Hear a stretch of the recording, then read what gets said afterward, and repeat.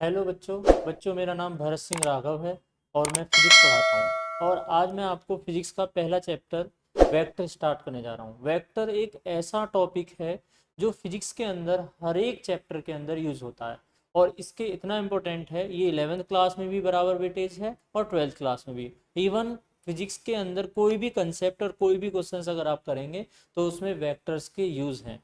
सबसे पहले हम लोग डिस्कस करने जा रहे हैं वेक्टर्स के अंदर क्या कि वेक्टर्स का यूज क्या है और वेक्टर्स क्या आपके किस तरह से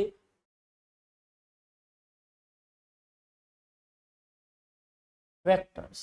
सबसे पहले फिजिक्स के अंदर हम लोग ये देखेंगे, फिजिक्स के अंदर आपको क्या पढ़ना होता है। फिजिक्स के अंदर आपको जो पढ़ना होता है वो पढ़ना होता है फिजिकल क्वांटिटी, यानी कि हम इस फिजिक्स सब्जेक्ट के अंदर पढ़ेंगे क्या, पढ़ेंगे हम क्या, फिजिकल क्वांटिटी। फिजिकल क्वांटिटी किनको कहते हैं? फिजिक्स के अंदर आप क्या पढ़ोगे बच्चों? Physical quantity, physical quantity, physical quantity. Physical quantity क्या होती है? जिसको भी हम मेजरमेंट कर सकते हैं। बच्चे फिजिक्स कुछ नहीं है, फिजिक्स सब्जेक्ट ये है कि जो भी आपके सराउंडिंग में जो भी चीज़ें हो रही हैं जिनको भी आप ऑब्जर्व कर सकते हो, जैसे मेरा आप साउंड सुन रहे हो, आप मुझे देख पा रहे हो, आपका वजन क्या है, हाइट क्या है, जिन चीज़ों को हम ऑब्जर्व कर सकते हैं, कैलकुलेट कर सकते हैं, मेजरमेंट कर सकते हैं, उन सभी चीज़ों को हम फिजिक्स के अंदर इंक्लूड करते हैं। जिन चीज़ों को हम नहीं कर सकते हैं, जैसे कि कोई चीज़ अच्छा लगना, कोई चीज़ें बुरी लगना, कोई प्यार, कोई नफरत, इन चीज़ों को हम कैलकुलेट नहीं कर सकते। दीज चीज things are not count in physics. Physics में वही चीज़ें काउंट होंगी जिनको भी हम मेजरमेंट कर सकते हैं, कैलकुलेट कर सकते हैं, तो उन्हीं चीज़ों को हम बोलते हैं बच्चों क्या, फिजिकल क्वांटिटी। अब फिजिक्स के अंदर ये फिजिकल क्वांटिटी जिनको मेजरमेंट किया जाता है, ये दो तरीके की होती हैं। कितने तरीके की होती हैं बच्चों? दो तरीके की। एक फिजिकल क्वांटिटी होती है आपकी स्केलर्स। कौन सी होती हैं? स्केलर्स। और दूसरी फिजिकल क्वांटिटी होती हैं बच्चों आपकी वेक्टर्स। कौन सी होती हैं? वेक्टर्स। सिंपल। तो आज हम इस चैप्टर के अंदर स्केलर्स का बहुत कम यूज है, स्केलर्स बहुत आसानी से आप समझ सकते हो। Scalars are those physical quantity, scalars are those physical quantity which have only which have only which have only which have only magnitude, which have only magnitude। बच्चों ये जो मैग्नीट्यूड वर्ड है ये फिजिक्स का वर्ड है, technical word है। इसको अगर हम सिंपल लैंग्वेज में समझे तो मैग्नीट्यूड का मतलब ये हुआ, जैसे आपने तीन चार फिजिकल क्वांटिटी ली, कौन कौन सी ली? सबसे पहले आपने लिया कोई मास, ठीक है। दूसरा नंबर पे आपने कोई ना कोई लेंथ ली, लेंथ। तीसरा नंबर पे आपने लिया टाइम। और इन तीनों फिजिकल क्वांटिटी को हम मेजरमेंट कर सकते हैं। हम मेजरमेंट कैसे कर सकते हैं बच्चों? हम इनको तीनों को मेजरमेंट करके बता सकते हैं कि जैसे कि किसी भी बच्चे का जो मास है वो है, मान लीजिए 50 kg। कितना मास है? 50 kg। लेंथ कितनी है? मान लीजिए 5 फुट, ठीक है जी, 5 फुट। और लेंथ है आपकी इसकी 5 फुट, 5 फुट, ठीक है। इसी के बाद में टाइम है, मान लीजिए यहाँ पे इस लेक्चर का 1 आवर, 1 आवर इसका टाइम है इस लेक्चर का। अब हमने यहाँ पे तीन चीज़ें मेजरमेंट की, मास कितना, लेंथ कितना, टाइम कितना। यानी कि इन चीज़ में इसका मात्रा कितनी? 50 किलो। लेंथ की मात्रा कितनी? 5 फुट। टाइम की मात्रा कितनी? 1 आवर। यानी कि ये इन मेजरमेंट के, यानी कि जिनको हम मेजरमेंट कर सकते हैं, जिनको physical quantities are those which can be measure, which can be measure, जिसको भी हम मेजर कर सकते हैं, जिसको भी हम मेजर कर सकते हैं, जो भी मेजर्ड पार्ट हैं जिनको भी हम मेजर कर सकते हैं, वो बोली जाती है फिजिकल क्वांटिटी। ये दो तरीके की होती हैं, एक होती हैं स्केलर्स और एक होती हैं वेक्टर्स।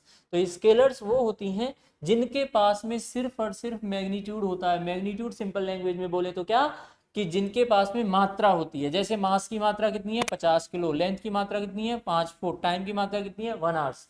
ये आपकी फिजिकल क्वांटिटी है। क्या है ये आपकी? सब की सब ये फिजिकल क्वांटिटी हैं। Physical quantities are those quantity which have only, which have only, which have only, which have only कौन, which have only, physical quantities are those quantity which can be measured, and these are the two types, one is the scalars and other is the vectors। अब इसी को थोड़ा सा detail में और थोड़ा सा देखते हैं, कुछ एग्जांपल्स और लेके। जैसे कि मेरे पास में कुछ एग्जांपल्स हैं ये एग्जाम्पल्स हैं आपके सामने, ये हैं। जैसे आपने देखा क्या कि यहाँ पे आपने मैग्नीट्यूड यानी कि इनके पास में सिर्फ मात्रा होती है। जैसे कि एक बच्चे ने यहाँ से यहाँ तक कोई ये डिस्टेंस चला, ए पर्सन ने, ये चला 50 मीटर। कितना डिस्टेंस चला ये? 50 मीटर ए पर्सन ने। दूसरे बच्चे ने ये डिस्टेंस चला यहाँ से यहाँ तक 60 मीटर। कितना चला बच्चों? बी पर्सन ने 60 मीटर।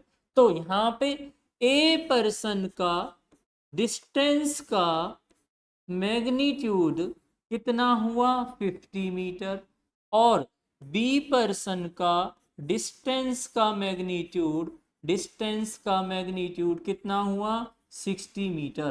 तो यानी कि ए पर्सन की दूरी, चलने की जो दूरी है, जो ए पर्सन इस पर दूर चला तो वो कितनी दूरी पर चला? 50 मीटर। यहाँ पे बी पर्सन कितना चला? 60 मीटर। तो जिनके अंदर जो एक्टिविटी, फिजिकल क्वांटिटी, जिनके अंदर फिजिक्स के अंदर जिनकी अंदर हम मात्रा बताते हैं कि ये मात्रा कितनी है, उस मात्रा पार्ट को, वो चीज कितनी है, हाउ मच, उसकी वैल्यू कितनी है, उसका वेटेज कितना है, these things are called magnitude. वो आपकी काउंट होती हैं किसमें? स्केलर्स में। तो स्केलर्स में सिर्फ और सिर्फ कौन होती है? मैग्नीट्यूड। इसकी डेफिनेशन क्या है? Scalar are those physical quantity which have only magnitude. यानी कि जिन फिजिकल क्वांटिटियों के पास में मेजरमेंट करते समय सिर्फ हम मात्रा को एक्सप्लेन करते हैं, उसकी मात्रा इतनी है, उनको हम क्या बोलते हैं? स्केलर्स। और ये आसानी से ऐड होती हैं, ये प्लस की जा सकती हैं, माइनस की जा सकती हैं, मल्टीप्लाई की जा सकती हैं, डिवीजन की जा सकती है। कौन से मैथमेटिक्स से? एल्जेब्रिक मैथमेटिक्स से, जो सिंपल आपने 9, 10, 11, 12 क्लास में पढ़ा था, 7th 8th क्लास में,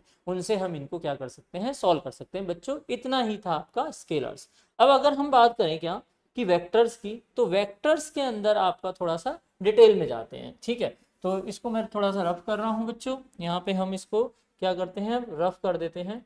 और रफ करने के बाद में यहाँ पे हम इसको देखते हैं थोड़ा सा कि आपका वेक्टर्स क्या हैं। वेक्टर्स को अब हम देखते हैं। वेक्टर्स जो पार्ट है ये बहुत ज़्यादा इंपॉर्टेंट है और ये फिजिक्स में बहुत अच्छा सा वेटेज रखता है। ठीक है, तो वेक्टर्स के अभी हम यूजेस भी देखेंगे। वेक्टर्स के लिए अगर हम बात करें तो वेक्टर्स के लिए अभी मैं पेन ले लिया हूँ। ठीक है, और ये कलर, और यहाँ पे हम लोगों ने वेक्टर्स को देखना है। वेक्टर्स अगर हम बात करें तो वेक्टर्स किसको बोलते हैं? वेक्टर्स क्या है? वेक्टर्स बहुत इंपॉर्टेंट है। वेक्टर्स आपके, जैसे एक एग्जांपल लेते हैं सबसे पहले इसको समझने के लिए। यहाँ पे कोई गोल चक्कर है, इस गोल चक्कर से इधर की तरफ एक डायरेक्शन है, इधर की तरफ एक डायरेक्शन है, और इधर की तरफ एक डायरेक्शन है, और इधर की तरफ एक डायरेक्शन। बच्चों इस डायरेक्शन को हम जनरली हॉरिजेंटल प्लेन से देखते हैं। ये बोर्ड जो है वर्टिकल प्लेन के अंदर है, हम इसको सरफेस से देखते हैं। यानी कि अगर इस बोर्ड को हम अर्थ के ऊपर रख दें, इस तरह से रख दें अर्थ के ऊपर, तो वहां से हम ये मेजरमेंट किए जाते हैं डायरेक्शन। यानी कि अगर मेरा फेस सामने है तो मेरा राइट साइड ईस्ट होगा, ऐसे ईस्ट, ये वेस्ट होगा, और सामने आगे की तरफ मैं चलूंगा तो नॉर्थ की तरफ, और पीछे चलूंगा तो मैं साउथ की तरफ। तो ये ईस्ट हो गया, ये वेस्ट हो गया, ये नॉर्थ हो गया, और ये साउथ। बच्चे क्वेश्चंस करते समय कहते हैं कि ऊपर, यानी कि जब भी बोर्ड पे लिखते हैं, कॉपी पे लिखते हैं, तो ऊपर वाली डायरेक्शंस को वो नॉर्थ ले लेते हैं, जबकि ऊपर वाली डायरेक्शन वर्टिकल अपवर्ड होती है। ठीक है बच्चों, तो सामने जो डायरेक्शंस होती है, directions always consider on the horizontal plane. Okay बच्चों, तो यहाँ से अब इस गोल चक्कर पे एक बच्चा आया, स्टूडेंट, और उसने कहा कि सर मुझे आपके ट्यूशन क्लासेस में आना है, जहाँ पे आप IIT JEE नीट का पढ़ा रहे हो, वहाँ पे मुझे पहुँचना है। ठीक है भैया, मेरा सेंटर है यहाँ पे, मेरा सेंटर यहाँ पर है, और इस सेंटर पे उसको पहुँचना है। ठीक है, अब ये सेंटर मुझे पता है कि गोल चक्कर से ये 100 मीटर पर है। कितनी दूरी पर है? यानी कि गोल चक्कर से सेंटर की जो डिस्टेंस है बच्चों, वो डिस्टेंस आपकी कितनी है? 100 मीटर। कितनी है बच्चों? 100 मीटर। गोल चक्कर से मेरे सेंटर की जो डिस्टेंस है वो 100 मीटर है, ये बच्चों हमें पता है। ठीक है, पर अगर ये बच्चा यहाँ से मेरे सेंटर की तरफ उधर ना चल के इधर कितना चला? 100 मीटर, क्या उसको सेंटर मिलेगा? नहीं मिलेगा। अगर ये बच्चा इधर चला 100 मीटर, कितना चला बच्चों? 100 मीटर, क्या इसको सेंटर मिलेगा? नहीं मिलेगा। ये बच्चा अगर इधर चला कितना बच्चों? 100 मीटर, क्या इसको सेंटर मिलेगा? नहीं मिलेगा। अब इस बच्चे ने आके मेरे को फोन लगाया, सर मैं तो आपके सेंटर पे नहीं पहुंचा। तो मैंने क्या कहा, एक काम कर बेटा, तू 100 मीटर तो चलो, ईस्ट से चलो, पर किधर से चलो, ईस्ट से। और ईस्ट डायरेक्शन से ये बच्चा 100 मीटर चला, और कितने एंगल पे चलो बेटा, 45 डिग्री पर। कितने पर, 45। यानी कि मैंने इसको सेंटर पे पहुंचने के लिए दो इंफॉर्मेशन शेयर की। कौन कौन सी दो इंफॉर्मेशन शेयर की, कि कितना चलना है 100 मीटर, कितना चलना है 100 मीटर, और ईस्ट से किस डायरेक्शन में चलना है। This part is called magnitude. Magnitude बोले तो कितना, हाउ मच, कितनी दूरी चलनी है, कितनी दूरी चलनी है 100 मीटर। ईस्ट से किस डायरेक्शन में चलना है ये भी बता दी मैंने इसको। This is the part of direction, complete लिख देता हूं एक बार, डायरेक्शन, ठीक है। चलिए, यानी कि डायरेक्शन भी बताई मैंने इसको सेंटर पे पहुंचने के लिए, और दूसरा पार्ट मैंने बताया कितना चलना है। क्या बताया मैंने, कितना चलना है। ठीक है, जब मैंने ये दो चीजें शेयर कर दी तो वो बच्चा मेरे सेंटर पे पहुंच जाएगा। यानी कि उसको मेरे सेंटर पे पहुंचने के लिए दो इंफॉर्मेशंस की जरूरत है। कौन कौन सी दो इंफॉर्मेशंस की जरूरत है, first one is magnitude and second is the direction. When these two combined things are together, these physical quantities are called vector. Then हम इनको एक साथ कंबाइन करते हैं, दोनों फिजिकल क्वांटिटी, किस किस को, मैग्नीट्यूड को, दूसरा किसको, डायरेक्शन को।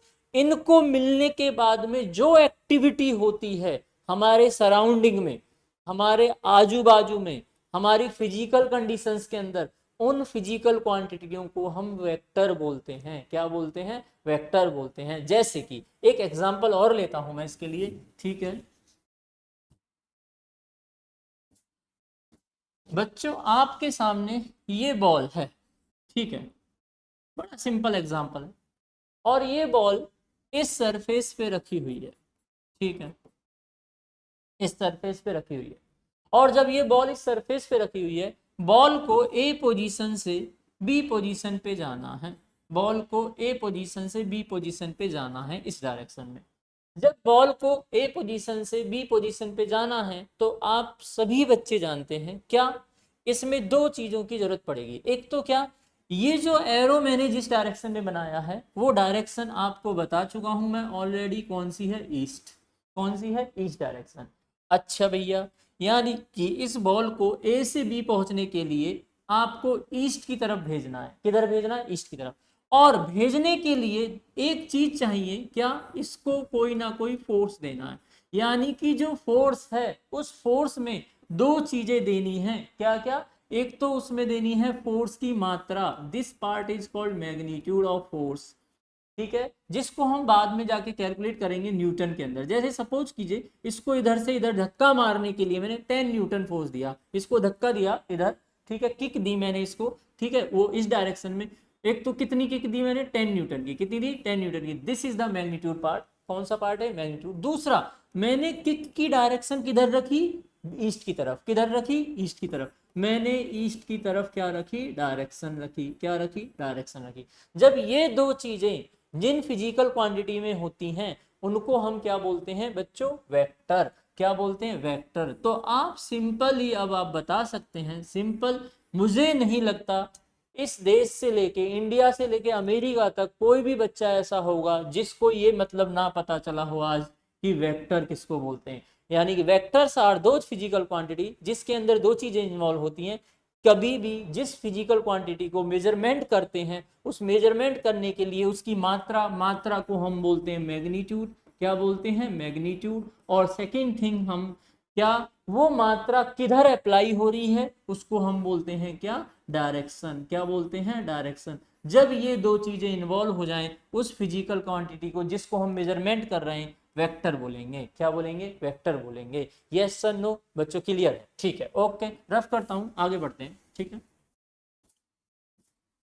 अब अगर हम आगे देखते हैं इसी चीज को डिटेल में थोड़ा सा, कि वेक्टर को समझने के लिए हम लोगों को एल्जेब्रिक मैथमेटिक्स नहीं कर सकते हैं अप्लाई। इसके लिए हमें एक सिंपल अलग से मैथ लेना होगा जिसका नाम ही हमने वेक्टर मैथमेटिक्स करा है। उसके लिए कुछ सिंबल्स रखने पड़ेंगे अलग से, कुछ डिनोटेशंस रखनी पड़ेंगी, कुछ रिप्रेजेंटेशंस होते हैं फिजिकल क्वांटिटी के लिए। तो हमने यहाँ पे वेक्टर को रिप्रेजेंट करने के लिए रिप्रेजेंटेशन रोटेशन ऑफ वेक्टर के लिए हम लोगों ने क्या रखा है, एक एरो। कौन रखा है, बिल्कुल जी एरो। कौन रखा है, एरो। अब एरो क्या है, एरो सिंपल एरो, ये एक एरो, ये एरो, ये एरो आपका कोई भी फिजिकल क्वांटिटी को वेक्टर बताएगा। कैसे, कि इस एरो की जो यहां से लेकर यहां तक की जो लेंथ है, यानी कि this is the length of arrow, length of arrow, length of arrow जो है वो आपको फिजिकल क्वांटिटी का मैग्नीट्यूड पार्ट बताएगा। मैंने जैसे थोड़ी देर पहले आपको बताया कि vectors are those physical quantity which have magnitude as well as direction, यानी कि जो मैग्नीट्यूड पार्ट है वो एरो का लेंथ बताएगा। एरो की लेंथ कौन बताएगा, मैग्नीट्यूड। दूसरा उसका जो हेड है, हेड, हेड इसको बोलते हैं head, this is the length of the arrow and this is the head. Head indicate करेगा बच्चों डायरेक्शन। क्या इंडिकेट करेगा, डायरेक्शन। क्या इंडिकेट करेगा, डायरेक्शन। कैसे इंडिकेट करेगा, देखते हैं हम। जैसे हमने एक एक्टिविटी ली यहाँ पे, फिर दोबारा से अगेन रिपीट कर रहा हूं मैं, ठीक है। एरो आपका वेक्टर बन गया। जैसे मैंने लिया क्या, कि आपको थोड़ी देर पहले एक यहाँ पे बॉल रखी, ठीक है, और इस बॉल को मुझे ए पॉइंट से बी पॉइंट पर भेजना है, ए पॉइंट से बी पॉइंट पर। सेकंड बॉल हमने यहाँ पे दी, ठीक है। ये बॉल थोड़ी सी भारी है और ये बॉल को आपको भेजना है यहाँ पे, सपोज करो सी पॉइंट से डी पॉइंट पे भेजना है, ठीक है, सेम डायरेक्शन। तो बच्चों यहाँ पे अगर आप देखें ध्यान से, इसको भेजने के लिए फोर्स जो लगाया वो लगाया सपोज करो 10 न्यूटन, और इसको यहाँ से यहाँ भेजने के लिए फोर्स जो लगाया वो फोर्स लगाया 15 न्यूटन। कितना, 15 न्यूटन। तो बच्चों पहली वाली बॉल को ए से बी पहुंचने के लिए आप लोगों ने 10 न्यूटन का फोर्स दिया, सेकंड वाली बॉल को सी से डी पहुंचने के लिए आप लोगों ने 15 न्यूटन का फोर्स दिया, यानी कि यहाँ पे फोर्स की मात्रा ज्यादा, जबकि दोनों की डायरेक्शन क्या, एक जैसी। तो हमने क्या किया, हमने एक स्केल ले लिया, मान लीजिए 1 centimetre is equal to 1 newton, तो आपका 15 सेंटीमीटर के बराबर कितना हो जाएगा, 15 न्यूटन। और 10 सेंटीमीटर के बराबर कौन हो गया बच्चों, सॉरी 10 सेंटीमीटर के बराबर कौन हो गया बच्चों, यहाँ पे 10 न्यूटन फोर्स। चलिए यहाँ पे ये हो गया। अब बच्चों यहाँ पे अगर आप देखें, इसको हम एरो की फॉर्म में कैसे लेंगे, यानी कि जो आपने यहाँ पे जो फोर्स लगाया था उसको अगर वेक्टर माने हम, फोर्स F1 वेक्टर, तो F1 वेक्टर को अगर आप दिखाएं तो F1 वेक्टर इस तरह से हम ऊपर इंडिकेट करते हैं कोई भी फिजिकल क्वांटिटी को वेक्टर शो करने के लिए, ठीक है। अगर हम यहाँ पे F1 वेक्टर को कौन सा ले रहे हैं बच्चों, 10 न्यूटन, तो 10 न्यूटन ले रहे हैं हम, 10 न्यूटन किधर की तरफ लगा रहे हैं, ईस्ट की तरफ। किधर की तरफ लगा रहे हैं, ईस्ट की तरफ। तो दो चीजें हो गई, this is the part of magnitude and this is the direction. अब इसको हमने ऐसे करके लिख दिया यहाँ पे, ये हो गया आपका कौन, F1 10 न्यूटन ईस्ट की तरफ। अगर मुझे 15 न्यूटन दिखाना है तो अगर ये 10 है तो 15 इससे थोड़ा ज़्यादा, और डायरेक्शन मैंने यही रखी, ये 10 न्यूटन बता रहा है ईस्ट की तरफ, ये 15 न्यूटन बता रहा है ईस्ट की तरफ। देखो बच्चों ये वाला हिस्सा, ये वाला हिस्सा यानी कि length of the arrow, length of the arrow indicate कर रहा है क्या, क्या इंडिकेट कर रहा है, मैग्नीट्यूड किसका, फोर्स का। फोर्स की मात्रा यहाँ पे 10 न्यूटन है तो इतना बड़ा एरो, यहाँ पे फोर्स की मात्रा कितनी है, 50 न्यूटन, तो एरो इतना। दोनों की डायरेक्शन एक ही है, तो मैंने हेड को दोनों को ईस्ट की तरफ लगाया, क्योंकि इधर भी ईस्ट लग रहा है और इधर भी ईस्ट लग रहा है। समझ में आ गया होगा हम क्यों इसको एरो से लेते हैं, ठीक है। आगे बढ़ते हैं इसको।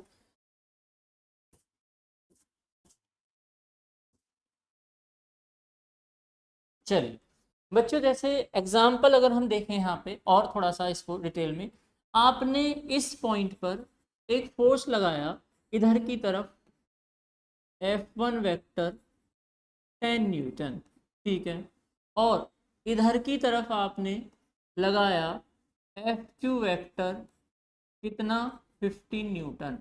अब बच्चों यहाँ पे अगर आप देखें, अगर अब यहाँ पे देखें तो यहाँ पे आपको क्या दिखेगा बच्चों, यहाँ पे आपको दिखेगा क्या कि 15 न्यूटन, ठीक है, 15 न्यूटन। यहाँ पे आपको देखा क्या, ये इस डायरेक्शन में है, ये इस डायरेक्शन में, दोनों के डायरेक्शन के बीच में, दोनों के डायरेक्शन, ये डायरेक्शन 1 है, ये डायरेक्शन 1 है, ये डायरेक्शन 2 है। इन दोनों डायरेक्शंस के बीच में जो एंगल होता है इस एंगल को थीटा बोलते हैं। एंड थीटा क्या कहा जाता है, theta is the angle angle between two vectors, दो वेक्टर्स के बीच का क्या है, ये एंगल है। तो कोई बच्चा अगर कहे कि सर क्या इस एंगल को हम ऐसे लिख सकते हैं, जैसे सपोज करो ये एक वेक्टर, फिर दोबारा से मैंने रिपीट किया इस तरह से, ये 10 न्यूटन, यानी कि मैं अब इसको मैग्नीट्यूड ना दिखा के मैं इसको सिर्फ सिंबल में दिखा रहा हूँ। This is the F1 vector, और ये हो गया वो आपका कौन सा, F2 वेक्टर।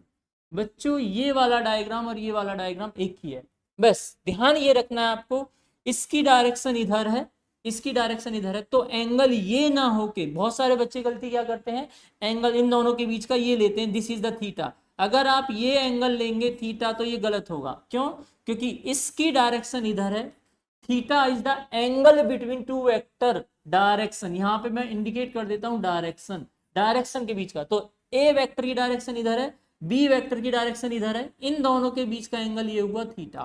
तो ये डायग्राम और ये डायग्राम अब एक ही हो गया। अगर मैं इसको किसी भी तरीके से अगर बोर्ड पे बनाऊं ऐसे, जैसे सपोज करो ये बनाया मैंने यहाँ पर बोर्ड पर, मैंने यहाँ पे बनाया बच्चों देखो ध्यान से, ये बनाया मैंने F1 वेक्टर, ठीक है, और अगर बोर्ड के मैं किसी भी पार्ट पे यहाँ पे बनाऊं मैं कौन, ये F2 वेक्टर, ये अगर ये इसकी डायरेक्शन और इसकी डायरेक्शन के बीच में अगर हम ऐसे करके मिलाएं इस तरह से, और इन दोनों के बीच में अगर एंगल थीटा ही बनता है, तो ये वाला डायग्राम और ये वाला डायग्राम, ये डायग्राम एक ही है। यानी कि वेक्टर को रिप्रेजेंट करने के लिए ध्यान ये रखना है कि मैग्नीट्यूड दोनों का एक जैसा होना चाहिए, और दोनों के बीच में एंगल हो, और उसको हम बोर्ड पे चाहे किसी भी जगह, चाहे किसी एक पॉइंट से बनाए, चाहे अलग डिफरेंट जगह पे हम उसको प्लेस करें। तो ये अगर इस तरह से अगर हम बनाएंगे, जैसे मैं इसी को थोड़ा सा रिपीट करके दिखा रहा हूँ एक बार और, थोड़ा सा समझने के लिए, बच्चों को कंफ्यूजन ना हो। जैसे कि ये एक वेक्टर है ए वेक्टर, और ये वेक्टर है बी।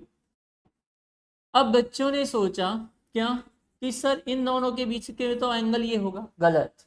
इन दोनों के बीच का एंगल क्या होगा बच्चों, इस वेक्टर की डायरेक्शन ये, इस वेक्टर की डायरेक्शन ये, इन दोनों डायरेक्शंस के बीच का एंगल होता है theta. Theta is the angle between two vector. अब चाहे इसको आप ऐसे बना दें, ये हुआ ए वेक्टर, ये हुआ ए वेक्टर, और यहां पे देखो ध्यान से ए वेक्टर और बी वेक्टर आपने यहां पे ले लिया, बी वेक्टर, ये हुआ बी वेक्टर, इसकी डायरेक्शन इधर है, यानी कि इसके पैरेलल, इसके जस्ट ये पैरेलल है, ये देखो और ये देखो पैरेलल है, ये और ये पैरेलल है, इसकी वैल्यू इतनी है, इसकी वैल्यू भी इतनी है, इसकी वैल्यू इतनी है, यहाँ से यहाँ तक बड़ा है थोड़ा, यहाँ से यहाँ तक मार्कर से बड़ा है, तो ये वाला डायग्राम ये और ये डायग्राम एक ही है। या इसको हम ऐसे बना सकते हैं इस तरह से, यानी कि ये अब अगर सपोज करो ये वेक्टर ए है, ये वेक्टर ए है, और आपका ये वेक्टर बी है, ये वेक्टर बी है, तब इन दोनों के बीच का एंगल थीटा। तो ये बच्चों रिप्रेजेंट करने का तरीका है किसी ना किसी वेक्टर फिजिकल क्वांटिटी को। सबको समझ में आया होगा। अब इसको हम थोड़ा सा आगे देखते हैं कि वेक्टर्स के टाइप्स कितने हैं। ठीक है बच्चों, यहाँ पे हम थोड़ा सा इसको आगे बढ़ा देते हैं। ठीक है,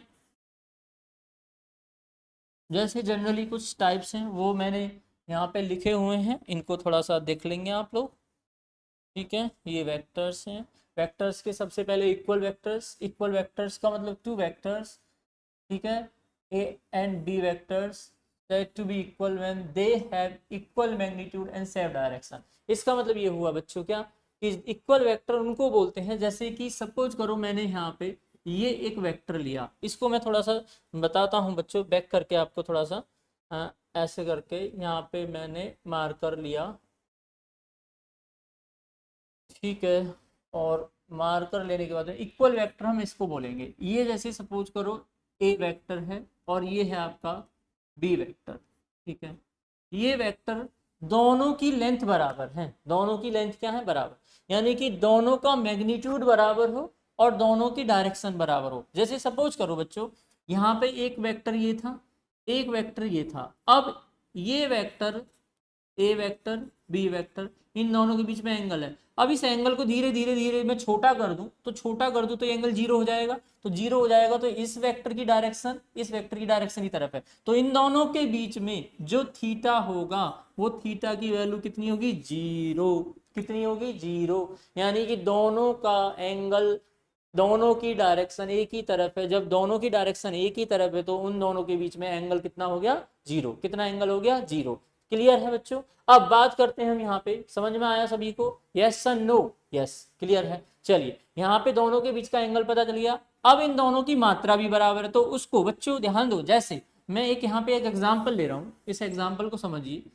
मैंने यहाँ पे एग्जाम्पल लिया, फोर्स क्या होता है, वेक्टर। फोर्स क्या होता है बच्चों, वेक्टर। ठीक है, अब फोर्स वेक्टर है, फोर्स वेक्टर है, तो वेक्टर को अगर रिप्रेजेंट करना है, यानी कि मुझे वेक्टर की फॉर्म में लिखना है, एफ को एब्रीवेशन इस तरह से हम एरो लगा देते हैं राइट साइड में, तो ये दिखाता है क्या, कि ये फिजिकल क्वांटिटी वेक्टर है। क्या है, वेक्टर है। अगर तुमको एफ लिखा हुआ दिख जाए तो ये उस फिजिकल क्वांटिटी की सिर्फ मात्रा बताता है, यानी कि ये सिर्फ शो करता है उसका मैग्नीट्यूड पार्ट।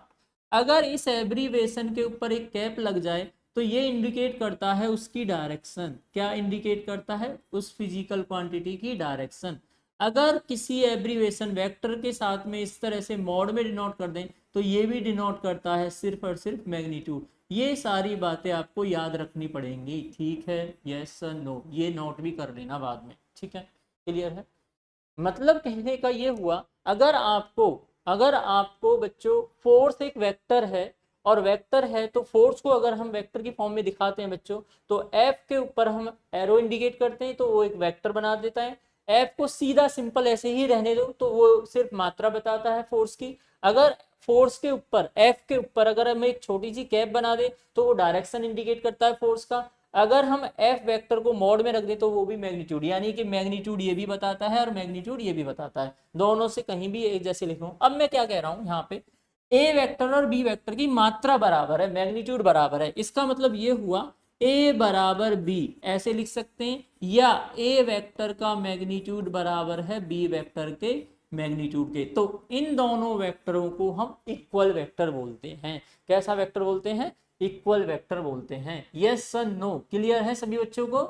हाँ, ओके, गुड, वेरी गुड। चलिए अब बच्चों इसी में जैसे कि कुछ और एग्जांपल्स ले लेते हैं। नेगेटिव वेक्टर, ठीक है, नेगेटिव, ये बहुत इंपॉर्टेंट है। Negative, negative vector, negative vector किसको बोलते हैं, जैसे ये आपने एक वॉल ली और इस दीवार पे क्या हुआ, एक बच्चा यहां से इधर की तरफ फोर्स लगाने लगा और एक दूसरा बच्चा इधर से इधर की तरफ फोर्स लगाने लगा।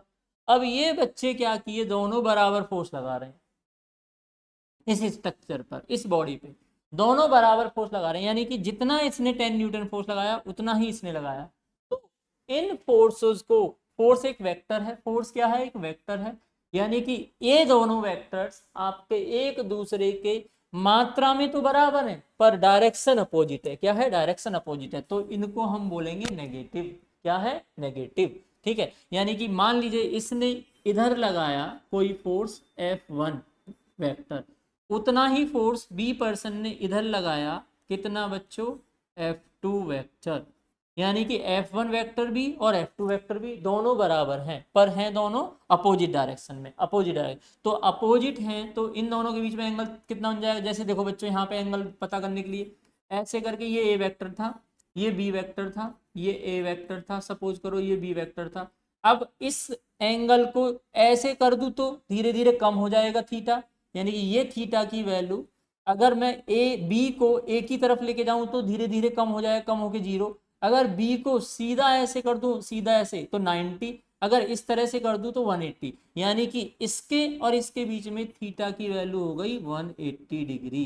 कितनी हो गई, 180 डिग्री। यानी कि ऐसे वेक्टर को हम क्या बोलते हैं, नेगेटिव। क्या बोलते हैं, नेगेटिव। यानी कि इन दोनों में मात्रा दोनों में बराबर है बट ये अपोजिट डायरेक्शन। थोड़ा सा और इसको हम डिटेल में देखते हैं हल्का सा, ठीक है। देखिए बच्चों, जैसे आपने यहाँ पे लिखा ये वेक्टर F1 है फोर्स और ये F2 वेक्टर है, ये दोनों वेक्टर मात्रा में बराबर हैं। मात्रा का मतलब ये हुआ F1 का मात्रा मैग्नीट्यूड F2 के मैग्नीट्यूड के बराबर है, but we can't say F1 vector is equal to F2 vector. हम ऐसा नहीं कह सकते कि ये दोनों वेक्टर बराबर हैं। क्यों? क्योंकि दोनों की डायरेक्शन, मात्रा यानी कि एरो की लेंथ तो बराबर है, पर इसकी डायरेक्शन इधर है, इसकी डायरेक्शन इधर है, तो ये इक्वल नहीं है। ये क्या है बच्चों? अपोजिट है। अपोजिट है तो इक्वल कब होंगे? जब एक को मैं उल्टा कर दूं, जब एक को मैं उल्टा कर दूं तो इसके बराबर, या नीचे वाले को उल्टा कर दूं तो इसके बराबर। यानी कि ये वेक्टर इसके बराबर कब होगा? यानी कि उल्टा, उल्टा का मतलब क्या होता है? नेगेटिव कर दूं। अगर मैं इनको बराबर लिखना चाहता हूं, F1 वेक्टर बराबर है तो -F2 वेक्टर लिख सकता हूं, या हम क्या कर सकते हैं, और क्या कर सकते हैं, F2 वेक्टर बराबर होगा किसके? F1 वेक्टर के। कौन से के? नेगेटिव के। कौन से के? नेगेटिव के। यानी कि ये वाला वेक्टर को उल्टा कर दें, नेगेटिव कर दें तो इसके F2 के बराबर, F2 को नेगेटिव कर दें तो F1 के बराबर। यानी कि ये बराबर तभी हो सकते हैं जब एक दूसरे के क्या हो? नेगेटिव हो। तो इन वेक्टरों को हम क्या बोलते हैं? नेगेटिव। क्या बोलते हैं? नेगेटिव। ठीक है बच्चों, इसको थोड़ा सा और समझिए। क्लियर है? Yes sir, no? यस, ठीक है। जैसे यहाँ पे अगर हम इसको और ध्यान दें थोड़ा सा,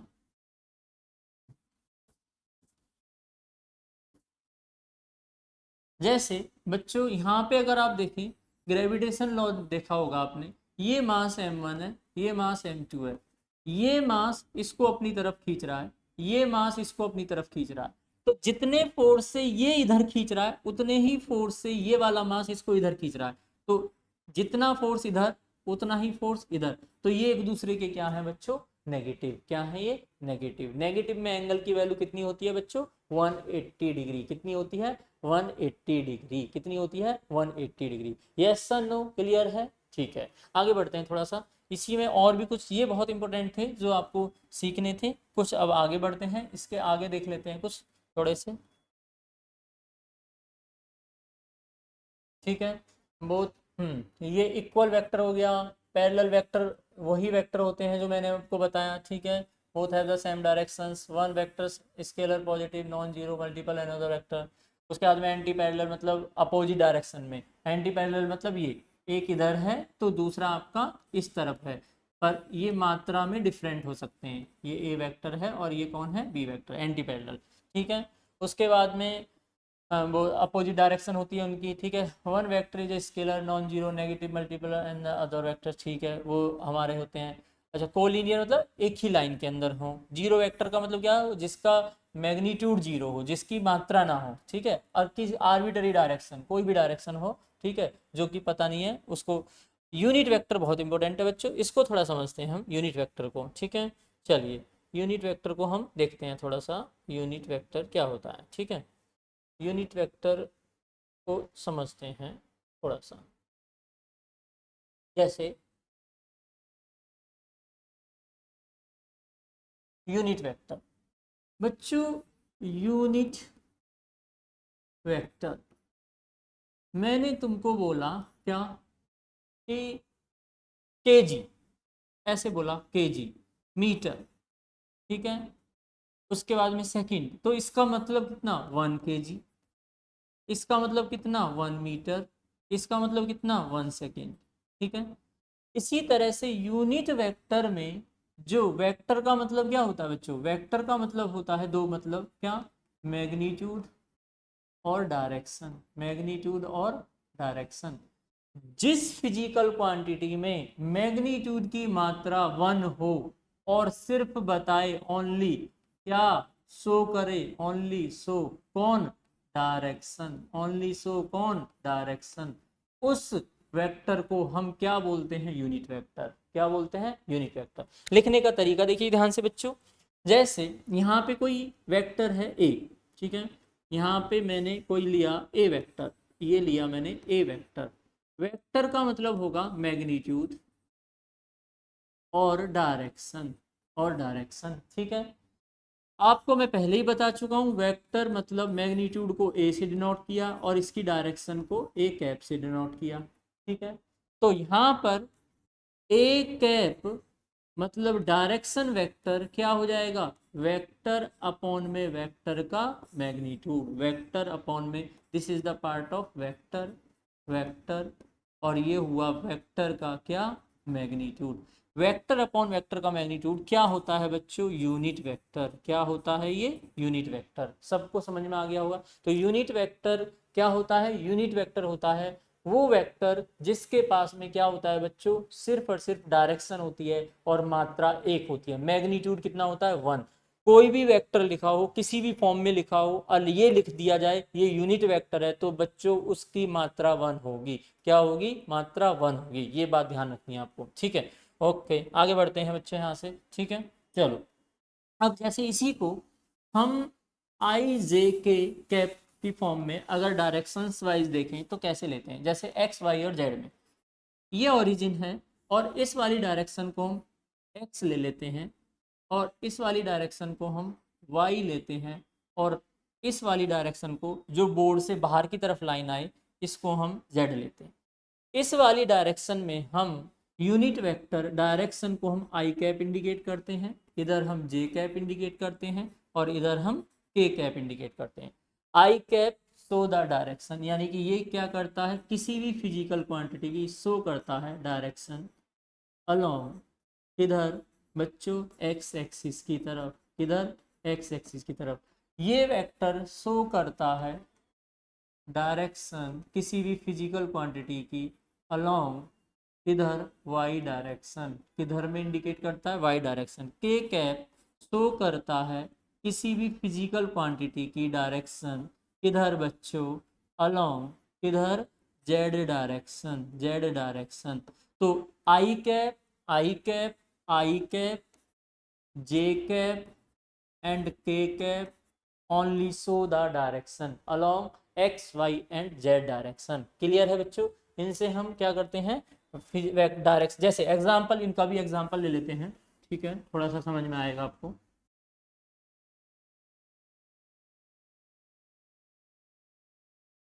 मैंने एग्जांपल लिया, जैसे यहाँ पे आपके सामने ये कोई बॉल है और इस बॉल पर फोर्स लगा हुआ है, फिर दोबारा से F इक्वल्स टू 10 न्यूटन, ठीक है। तो आपने पहले पढ़ा था ये बॉल जब A पॉइंट से B पॉइंट की तरफ आ रही थी तो इस डायरेक्शन। अब हम इसको ऐसे पढ़ेंगे, F vector equals to 10 i cap newton, 10 i cap newton, 10 i cap newton. अभी थोड़ी देर पहले मैंने बताया था क्या, i only indicate the direction along the x axis, यानी कि हम इससे ही पता चल जाएगा कि 10 आई कैप का इंडिकेशन क्या है, एक्स में। अब जैसे तुमको क्वेश्चंस में दिया हुआ है, कोई फोर्स दिया हुआ है F2 वेक्टर, F2 वेक्टर दिया हुआ है आपको कितना, 15 जे कैप न्यूटन।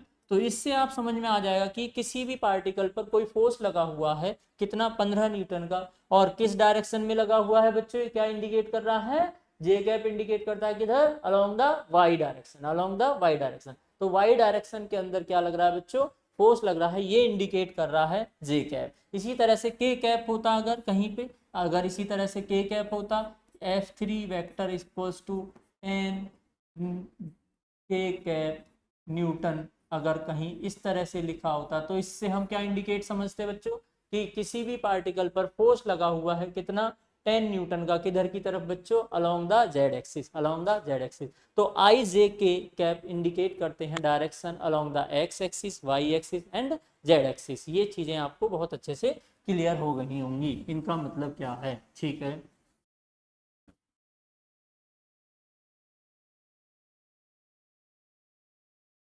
यहाँ से बच्चों अगर हम थोड़ा सा देखें, इसको आगे बढ़ के देखें, अब स्लाइड में हमारा क्या है कि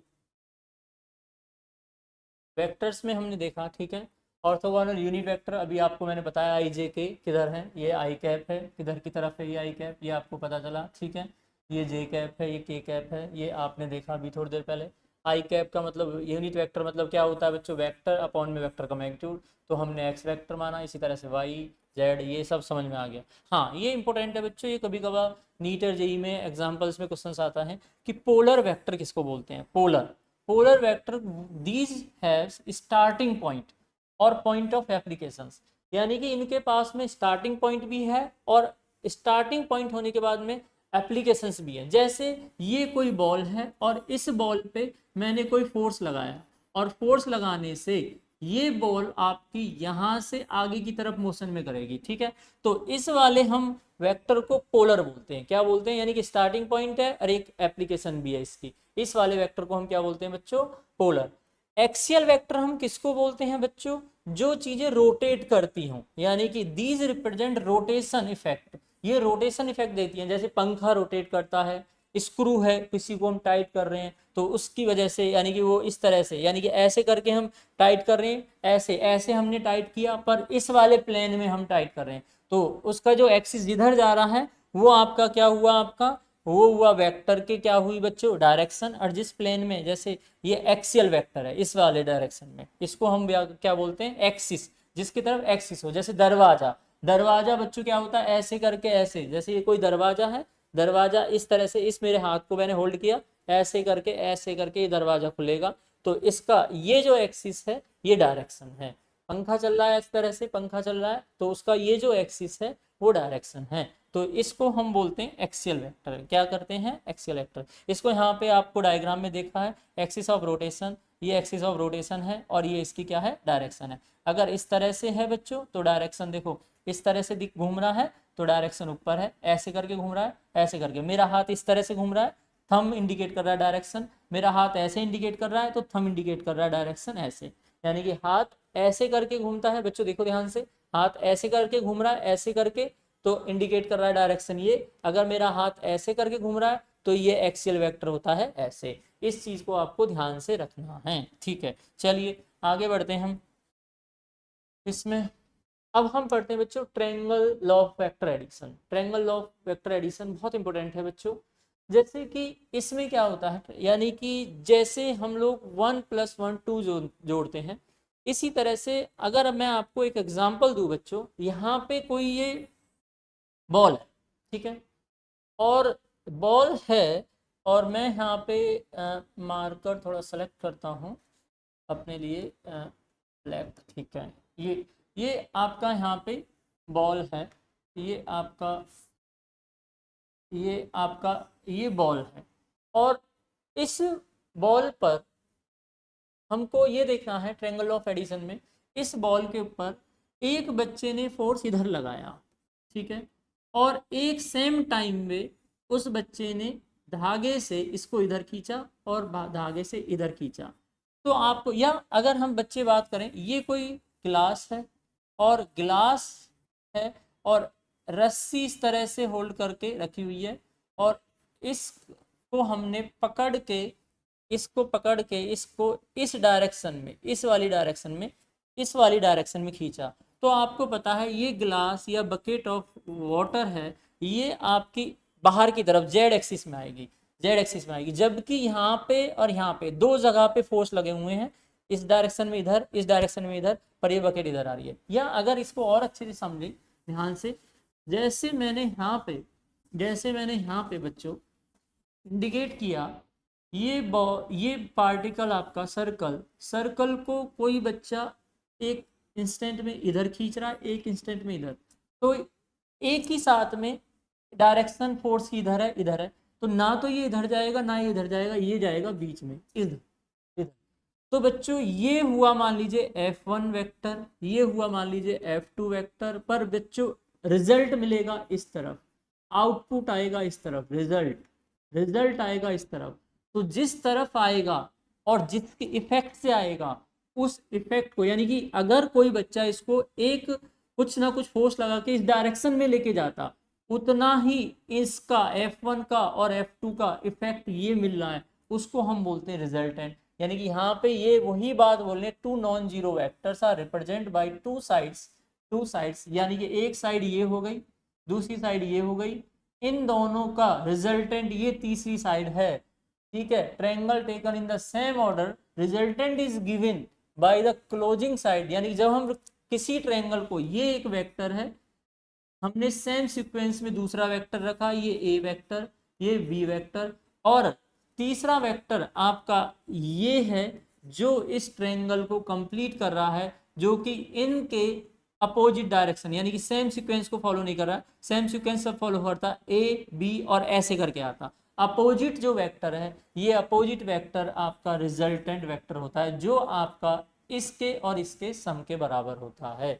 ठीक है बच्चों, ये समझ में आया होगा। इसका एक एग्जांपल और मैं आपको देता हूं, देखिए ध्यान से। जैसे कोई बच्चा पूछे और आसान तरीके से कि रिजल्टेंट वेक्टर कैसे याद करेंगे, तो रिजल्टेंट वेक्टर याद करने का तरीका है, कोई ट्रायंगल आपको अगर वेक्टर फॉर्म में दिख जाए, ठीक है, कोई ट्रायंगल आपको वेक्टर फॉर्म में दिख जाए, तो उस ट्रायंगल में जहां पे भी आपको हेड से हेड और टेल से टेल मिलती हुए दिख जाएं, वो आपका रिजल्टेंट होगा, और वो रिजल्टेंट बाकी दो के सम के होगा। जैसे सपोज करो ये 1 वेक्टर है, ये 2 वेक्टर है, तो यहाँ पे r वेक्टर बराबर 1 वेक्टर प्लस 2 वेक्टर, इस तरह से।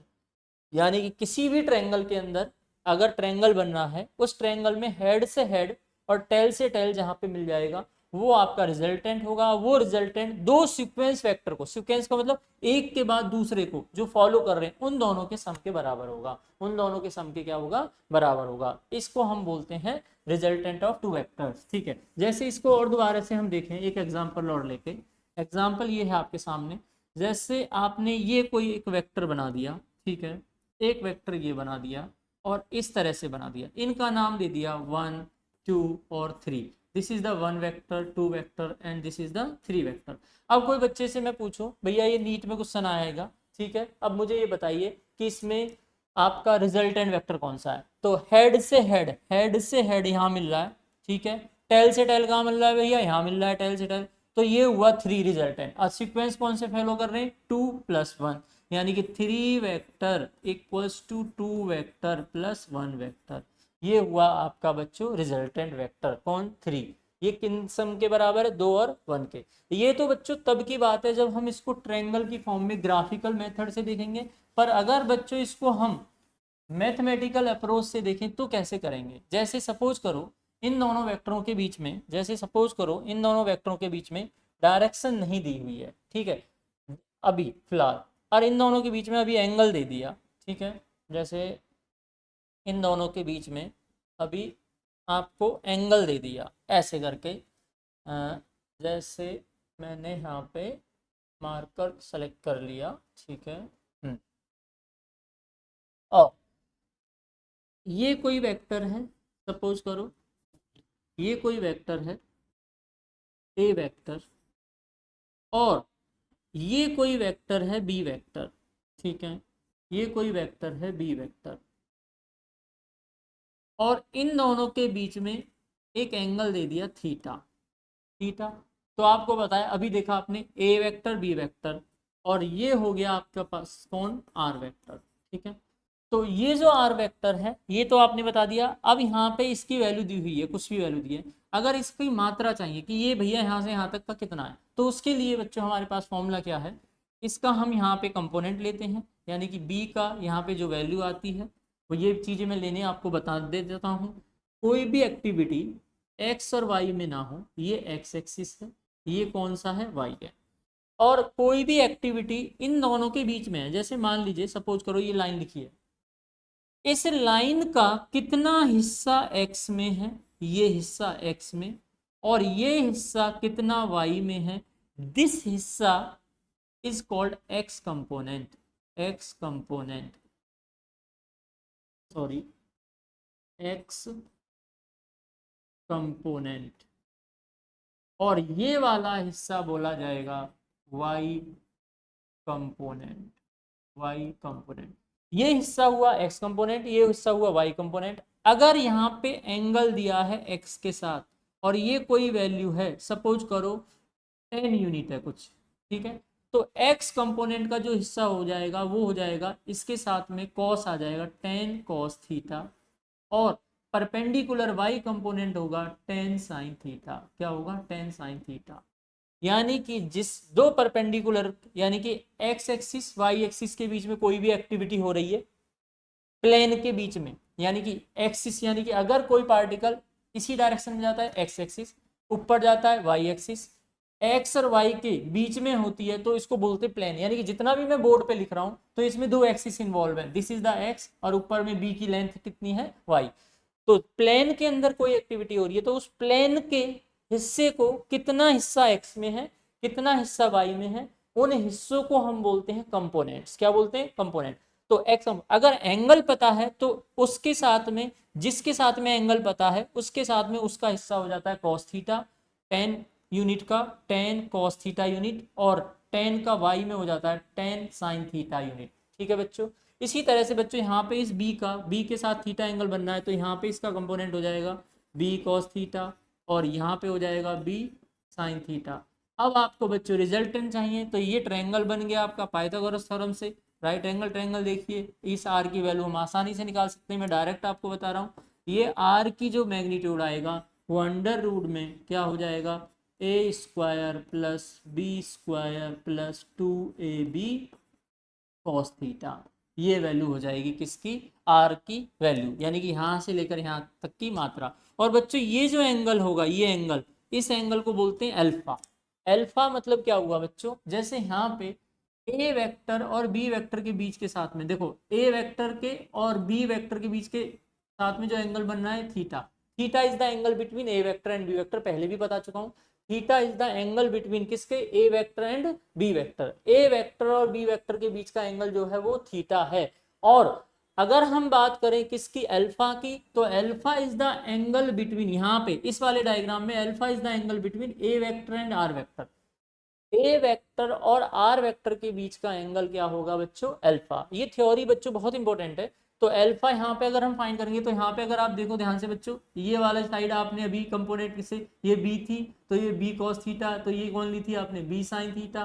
तो बच्चों अल्फा चाहिए परपेंडिकुलर अपॉन बेस, और आपको पता था ये कितना आया था, बी कॉस थीटा। यानी कि यहाँ से लेकर यहाँ तक की वैल्यू कितनी आई थी बच्चों, ये A plus B cos theta. तो हम आसानी से निकाल सकते हैं tan alpha B sine theta upon A plus B cos theta. तो यहाँ पे हम लिख सकते हैं बच्चों टेन अल्फा बराबर इक्वल्स टू कितना, B sine theta upon A plus B cos theta. This is the angle of resultant किसके साथ में, ए वेक्टर के साथ। किसके साथ में, ए वेक्टर के साथ में। ये बच्चे चीजें आपको बहुत अच्छे से समझ में आ रही होंगी। हालांकि अब इस पे बच्चों कुछ क्वेश्चंस देखते हैं, ये जितनी भी चीजें मैंने आपको बताई हैं बिना न्यूमेरिकल्स के क्लियर नहीं होंगी, कुछ क्वेश्चंस देखते हैं तब आपको समझ में आएंगी ये चीजें क्या कह रही हैं। ठीक है, जैसे कि बच्चों ये क्वेश्चन है आपके सामने। ठीक है, ये क्वेश्चन क्या कह रहा है, देखिए ध्यान से, कि यहाँ पे अगर आप देखें एक car travel 6 kilometre towards north at an angle of 45 degree to the east. मैंने बच्चों सबसे पहले तो डायरेक्शन, जब भी कोई क्वेश्चन डायरेक्शन का आ जाए तो डायरेक्शन ले लीजिए इस तरह से, और यहाँ पे आप रखिए बच्चों ईस्ट, और यहाँ पे रखिए वेस्ट, और यहाँ पे रखिए नॉर्थ, और यहाँ पे रखिए साउथ। ठीक है, अब क्या कह रहा है क्वेश्चन में, एक car 6 kilometre towards north at an angle of 45 degree to the east. East से, ईस्ट के साथ एंगल बनाओ, कितना एंगल बनाओ, 45 डिग्री का एंगल बनाओ। ठीक है बच्चों, 45 डिग्री का, और कितना, 6 किलोमीटर कार जा रही है। ठीक है जी, ये हुआ मैग्नीट्यूड और ये हुआ, this is the part of magnitude and this is the direction. Direction, direction हो गई ये हो गई डायरेक्शन। ठीक है, ये हो गई डायरेक्शन, 6 किलोमीटर हो गया मैग्नीट्यूड। जैसा मैंने आपको बताया वेक्टर में दो चीजें होती है, मैग्नीट्यूड मात्रा और आपकी कौन, डायरेक्शन। और ये बच्चों सही लिखी होनी चाहिए, चाहे पेज पर कॉपी पर आप कहीं पर भी उसको रिप्रेजेंट करें, पर सही तरह से उसको रिप्रेजेंट करें। दूसरी बात क्या कह रहा है, and then travel distance 4 kilometre towards north, north की तरफ। ठीक है, at an angle of 135 to east, यानी ईस्ट से 135, तो ईस्ट से 135 का मतलब यहाँ तक का एंगल हो गया 90, और यहाँ से आगे का एंगल 90 में अगर हम कितना ऐड करें, यानी कि अगर ये एंगल हो गया 45, तो यानी कि यहाँ से ईस्ट के साथ में ये एंगल कितना हो गया बच्चों, 135। कितना हो गया, 135 ईस्ट के साथ, और ये हो गई मात्रा कितनी बच्चों, 4 किलोमीटर। 4 किलोमीटर। ऐसा क्वेश्चन मैंने क्या कहा था आपसे बच्चों, कि मात्रा, मैग्नीट्यूड और डायरेक्शन बहुत अच्छे से आप लिखें। अगर डायरेक्शन और मैग्नीट्यूड अच्छे से रिप्रेजेंट करें, कहीं भी पॉइंट को रखें, पेज के किसी भी जगह पे रखें, कोई फर्क नहीं पड़ता, क्वेश्चन आपका सही हो जाएगा। ठीक है, अब पूछ रहा है what is the angle does the straight line joining it's initial and final position makes with the east, east के साथ में कितना एंगल इनिशियल और फाइनल बना रहे। चलो भैया कैसे पता करें। तो सबसे पहले तो ये देखो बच्चों कि जब भी कोई भी एक्टिविटी तुम्हें प्लेन के अंदर दी हो, यानी कि डायरेक्शंस आपकी प्लेन में है, ये भी प्लेन के अंदर है, ये भी, यानी कि ये भी ना तो ईस्ट में है, ना वेस्ट में, ना नॉर्थ में, ये प्लेन के अंदर है, ये भी प्लेन है। तो सबसे पहले हम इस क्वेश्चन को क्या करते हैं, इसका कितना हिस्सा यानी कि इधर है, कितना हिस्सा इधर है, इसका कितना हिस्सा इधर है, कितना हिस्सा इधर है, यानी कि हम दो परपेंडिकुलर वैल्यू ले आए एक्स और वाई में, यानी कि क्योंकि ये एक्स और वाई के बीच में, ये एक्स और वाई के बीच में, एक्स और वाई के अंदर हम ले आए। तो बच्चों अभी आपको मैंने जैसे बताया, इसका हिस्सा कितना है यहाँ पे कॉस, यानी कि 6 कॉस कितना बच्चों 45 डिग्री, एंगल पता है सही है। इसका यहाँ पे भी एंगल 45 ही है, तो कितना ले लेंगे 6 कितना कॉस कितना 45 डिग्री। ठीक है, इसका कितना हिस्सा इधर है बच्चों, यहाँ से एंगल कितना है, ये 45 है, ये भी, ये 45 ये भी 45 है, तो 4 कितना cos 45। और बच्चों इसका इधर कितना हो जाएगा 4, इसके साथ एंगल भी 45 है, 4 cos 45, ये हो गया। तो अब हम इससे लिख सकते हैं क्या, net travel in x direction, x direction में कितना हुआ, इधर हुआ 6 cos 45 और इधर हुआ 4 cos 45, तो 6 cos 45 माइनस 4 cos 45, ये हुआ ईस्ट में, ईस्ट का मतलब आई कैप। ठीक है, ये हुआ ईस्ट का मतलब आई कैप। तो आई कैप का मतलब ये हुआ बच्चों, यहाँ पे हम लिख सकते हैं कितना 2 cos 45 की वैल्यू होती है 1/√2, यानी कि ऊपर नीचे √2 से मल्टीप्लाई कीजिए, ऊपर नीचे √2 से मल्टीप्लाई कीजिए, ये √2 यानी कि यहाँ पे वैल्यू आएगी √2 metre i cap, √2 i cap metre. ये हो गया net travel in x direction. इसी तरह से वाई में अगर हम देखें net travel in y direction, बच्चों ये समझ में आ गया होगा बिल्कुल अच्छे से। ठीक है, अब हम देखेंगे net travel in y direction, net travel इधर की तरफ देखेंगे in y direction, y direction. तो वाई डायरेक्शन में अगर हम देखें, वाई डायरेक्शन में देखें तो वाई डायरेक्शन में दोनों ऐड, देखो यहाँ पे क्या था एक्स डायरेक्शन में, इधर की तरफ पॉजिटिव था और इधर की तरफ क्या था नेगेटिव, 6 cos 45 पॉजिटिव था और 4 cos 45 नेगेटिव था। और इधर देखें तो 6 cos 45 प्लस 4 cos 45 दोनों पॉजिटिव हैं। तो यहाँ पे हम लेंगे कितना बच्चों, आपका हो जाएगा कितना, नेट हो जाएगा कितना 6 और 4 कितना हो गया 10 cos 45 और जे कैप ले लेंगे, तो यहाँ से हो जाएगा 10 इंटू में 1/√2, यानी कि ऊपर नीचे √2 की मल्टीप्लाई की कर दीजिए, तो ये हो जाएगा बच्चों 2 से ये जाएगा 5 बार, यानी कि 5√2 क्या जे कैप।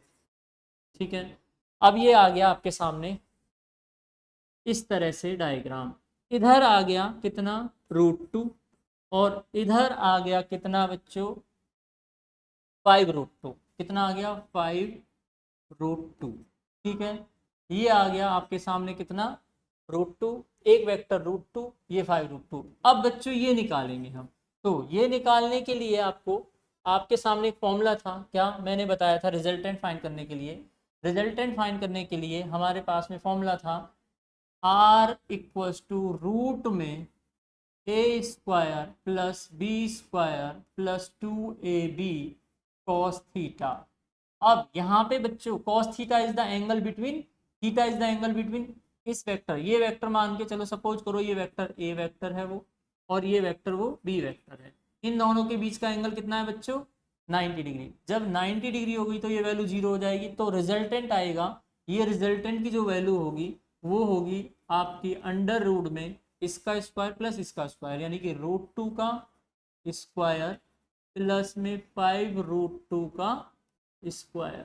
तो ये आपकी वैल्यू आ जाएगी r इक्वल्स टू √2 का स्क्वायर मतलब 2 प्लस ये हो जाएगा 5 5 या 25 इंटू में √2 का स्क्वायर 2, यानी कि कितना हो गया ये हो जाएगा कितना 52 आ जाएगा, 52 मीटर आ जाएगा रिजल्टेंट। अब पूछा जाएगा कि एंगल क्या होगा, तो एंगल रिजल्टेंट का ए वेक्टर के साथ एंगल ये होगा अल्फा। तो अल्फा के लिए आपको पता ही है टेन अल्फा क्या होगा बच्चों, परपेंडिकुलर यानी कि 5√2 अपॉन में क्या √2, तो यानी कि √2 से √2 कैंसिल, तो क्या आ जाएगा 5, यानी कि ईस्ट के साथ में 5 डिग्री और बच्चों वैल्यू आई कितनी 52, ईस्ट के साथ में 5 और 52 यानी कि 52 किलोमीटर और 5 10 इनवर्स, इनवर्स में 5 आंसर होगा ये। क्लियर है बच्चों, ये क्वेश्चन क्लियर है सभी बच्चों को, एक बार नोट कर लीजिए और कोई डाउट है तो पूछ लीजिए, कोई दिक्कत है तो बता दीजिए। यस सर नो क्लियर है, ठीक है। चलिए आगे बढ़ते हैं, वेक्टर को हमको कंप्लीट ही करना है, चलिए आगे करते हैं। आगे नेक्स्ट क्वेश्चंस की तरफ अगर हम ध्यान दें तो नेक्स्ट क्वेश्चंस क्या होगा बच्चों आपके सामने, ये है नेक्स्ट क्वेश्चन। तो नेक्स्ट क्वेश्चन आपका क्या कह रहा है, देखिए ध्यान से। ये क्वेश्चन आसान है, सभी बच्चे इसको कर सकते हैं, मुझे नहीं लगता किसी बच्चे से ये नहीं होगा। देखो ध्यान से, there are two force vectors, one of 5 Newton and other of 12 Newton. At what angle? उन दोनों यानी कि एक फोर्स की वैल्यू कितनी है, कितनी मात्रा है 5 न्यूटन की, दूसरे फोर्स की मात्रा कितनी है 12 न्यूटन की, और दोनों के बीच में एंगल पूछ रहा है, ठीक है। Angle, what angle two vector, कब एट टू गेट रिजल्ट, जब उनके बीच में रिजल्ट 17 मिले, 7 मिले और 13, यानी कि दो वेक्टर हैं, एक है F1 5 न्यूटन, F2 कितना है बच्चों 12 न्यूटन। इससे बच्चों तुमको एक शॉर्टकट भी पता चल जाएगा, क्या, जब दो वेक्टरों के बीच में एंगल 0 डिग्री होता है, आपको पता है रिजल्टेंट का फॉर्मूला होता है अंडर रूट, ये वाला फॉर्मूला, यहाँ पे हम ए बी की जगह F1 का स्क्वायर प्लस F2 का square plus 2 F1 F2 into cos theta, cos theta is the angle between them, ठीक है। तो बच्चों यानी कि 17 कब आएगा, 17 तब आएगा जब 12 और 5 जुड़ेंगे, और 12 और 5 जुड़ेंगे कैसे, अगर यहाँ पे बच्चों थीटा की वैल्यू अगर मैं 0 कर दूं, थीटा की वैल्यू 0 का मतलब हो गया है वो एक दूसरे के पैरेलल हो गए, क्या हो गए पैरेलल, यानी कि जब दो वेक्टर पैरेलल हो गए एक दूसरे के, तो cos 0 की वैल्यू 1 होती है, तब उस केस में बच्चों रिजल्टेंट का जो मैग्नीट्यूड है, सॉरी रिजल्टेंट की जो मात्रा है वो क्या हो जाएगी बच्चों F1 का स्क्वायर प्लस F2 का स्क्वायर प्लस 2F1 F2, यहाँ पे ये हो गई, ठीक है। यहाँ पे अगर आप देखें A square plus B square plus 2ab क्या चीज है बच्चों, ये हो जाएगा r equals to under root में कितना F1 प्लस F2 का स्क्वायर, और रूट हटा दें तो ये बन जाएगा F1 प्लस F2, यानी कि जब दो वेक्टर एक दूसरे के पैरेलल हों तब उनका आंसर सीधा कुछ नहीं होता है बच्चों, सम हो जाता है। तो यानी कि 5 + 12 कितना 17, 17 न्यूटन तब आएगा जब 17 न्यूटन आएगा कब, जब थीटा की वैल्यू कितनी होगी 0, जब थीटा की वैल्यू कितनी होगी 0, 17 न्यूटन तब आएगा। समझ में आ गया, यस या नो। दूसरा पूछ रहा है कि 7 न्यूटन, तो 7 न्यूटन आने के लिए हम थोड़ा सा इसको रफ कर देते हैं, देखते हैं क्या आएगा, सॉरी इसको फॉर्मूले को रहने देते हैं। यहाँ पे देखते हैं, अगर मैं एंगल 180 ले लूँ, थीटा की वैल्यू अगर मैं 180 ले लूँ, तो बच्चों cos 180 की वैल्यू -1 होती है, क्या होती है -1, और हम यहाँ पे -1 ले लें तो बच्चों ये वाला r का जो मैग्नीट्यूड है ये r हो जाएगा आपका कितना F1 का स्क्वायर प्लस F2 का स्क्वायर माइनस 2F1 F2, और यहाँ पे r की वैल्यू हो जाएगी कितनी बच्चों, देखो a square plus B square minus 2ab, ठीक है, क्या हो जाएगा बच्चों अंडर रूट कितना F1 माइनस F2 का स्क्वायर, और अंडर रूट हटाएंगे तो F1 minus F2, F1 minus F2, और कहीं कहीं F2 माइनस F1 भी हो सकता है। तो यहाँ पे डिपेंड्स ऑन, यानी कि बड़ी वैल्यू से हमको माइनस, यानी कि ये मैग्नीट्यूड है, ये मैग्नीट्यूड, मैग्नीट्यूड में मतलब हमेशा पॉजिटिव रखेंगे। तो यहाँ पे अगर आप देखें बच्चों, आपको 7 कब मिलेगा, 7 तब मिलेगा, कब कब मिलेगा 7, जब 12 में से 5 माइनस करेंगे। तो 12 में से आप -5 करेंगे तो 7 आंसर आएगा। कब, जब उन दोनों के बीच में थीटा की वैल्यू कितनी होगी, 180। ये दो हो गए, ठीक है। यानी कि 17 तब आएगा जब थीटा इक्वल टू 0, 7 कब आएगा जब थीटा इक्वल टू 180। अब ये बच्चों देखेंगे हम नेक्स्ट 13 के लिए। अगर आप देखें ये 12 है, ये 5 है, ऑलरेडी पहले बता चुका हूँ। जब भी बच्चों थीटा की वैल्यू 90 होगी, परपेंडिकुलर होंगे, तब इस तरह से होगा। और रिजल्टेंट हमेशा अंडर रूट में, ये अगर 12 है, ये 5 है, ये एक दूसरे से परपेंडिकुलर है, तो रिजल्टेंट हमेशा क्या होगा, बेस वाले का स्क्वायर प्लस में परपेंडिकुलर का स्क्वायर। तो ये कितना हो जाएगा बच्चों, 12 का स्क्वायर 144 प्लस में 25, यानी कि ये हो गया कितना, 169, यानी कि कितना हो गया 13 आएगा, 13 आएगा 90 डिग्री पे। तो आंसर होना चाहिए 17 आएगा 0 पे, ये आएगा 180 पे, ये आएगा 90 पे। तो ऑप्शन ये आएगा, ठीक है, 0 180 90, 0 180 90, ठीक है बच्चों, क्लियर है। चलो नेक्स्ट हम आगे बढ़ते हैं, नेक्स्ट आगे देखते हैं, ठीक है, नेक्स्ट क्वेश्चंस की तरफ। हाँ चलिए, नेक्स्ट क्वेश्चन ये है आपके सामने। तो नेक्स्ट क्वेश्चन क्या देख रहा है बच्चों, कि यहाँ पे आपके सामने ए वेक्टर दिया हुआ है, ये बी वेक्टर दिया हुआ है, then the magnitude and the direction of a plus b. यानी कि आपके सामने ये दिया है बच्चों, सपोज करो ये ए वेक्टर है, ए वेक्टर दिया हुआ है कितना, 4i माइनस 3j कैप, और बी वेक्टर दिया हुआ है कितना, 6i और plus 8j cap, 8j cap, 4i minus 3j, और इन दोनों को सम करेंगे हम तो ए वेक्टर, वेक्टर हमेशा ए वेक्टर प्लस, अगर आई जे के की फॉर्म में है तो सिंपल ऐड कर दीजिए आई जे के की, यानी कि वेक्टर के साथ वेक्टर आई जे के की फॉर्म वाला, यानी कि आई वाला आई में, यानी कि ये एक्स में होगा, ये भी एक्स में होगा। तो एक्स में टोटल कितना हो गया 4 और 6 कितना हो गया 10i एक्स में। पर y में अगर देखें तो ऊपर की तरफ y में कितना है 8 वैल्यू है कोई, और नीचे की तरफ कितनी है 3 वैल्यू है। तो कितनी बची बच्चों, ऊपर की तरफ 5j, ये बचा। यानी कि इसका अगर हम डायग्राम देखें तो ये ऐसे कुछ बना, यहाँ पे 10 बन गया, 10i कैप इधर, और ये हो गया 5j कैप, सही है। और अभी आपने देखा था इसका मैग्नीट्यूड पूछ रहा है, तो इसका मैग्नीट्यूड तो बच्चों ये होगा, रिजल्टेंट वो आपको पता है बच्चों, अंडर रूट में कितना होगा, इसका मैग्नीट्यूड कितना था 10, इसका मैग्नीट्यूड कितना है 5, तो कितना हो जाएगा 10 का स्क्वायर प्लस 5 का स्क्वायर, कितना हो जाएगा बच्चों 100 प्लस में 25, यानी कि कितना हो जाएगा 125, ठीक है 125 आंसर है 125। ऑप्शन में कहीं आंसर है नहीं, तो इसको हम क्या करें,